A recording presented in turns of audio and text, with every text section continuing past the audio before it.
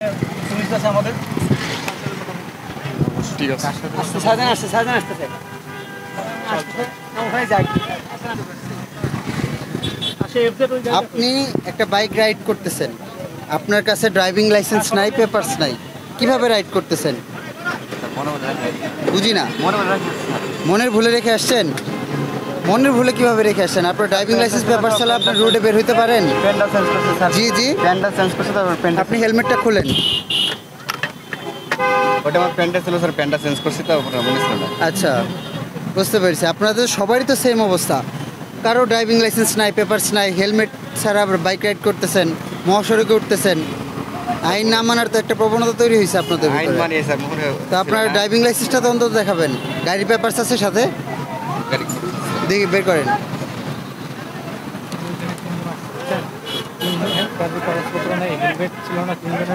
আচ্ছা, যখন তাদের কাগজ আপডেট হবে তখন তারা গাড়িগুলো ছাড়াই নিয়ে আসবে এবং নির্দিষ্ট জরিমানা প্রদান করে।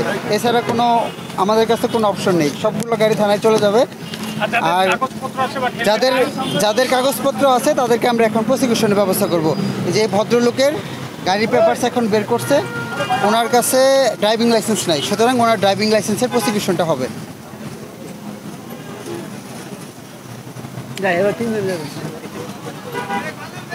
আপনার কি ড্রাইভিং লাইসেন্স হয়েছে? জি, হেলমেটটা একটু উঠান।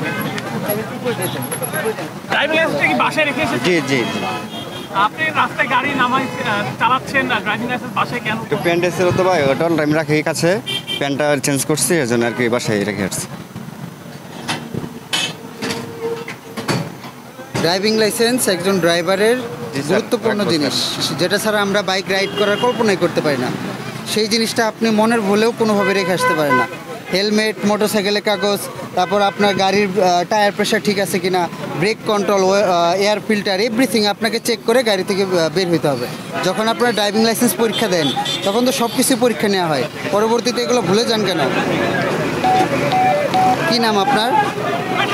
নাম কি আপনার? শরীফ আহমেদ। জি, শরীফ আহমেদ। বুঝি না। শরীফ আহমেদ। শরীফ, আচ্ছা। বাবার নাম? জি। বাবার নাম? জি, হাক্কু। হাক্কুল। বাসা কোথায়? গাজীপুরে থাকি। গাজীপুর। একটু জোরে কথা বলে ভালো হয়। গাজীপুর। ফোন নাম্বারটা বলেন।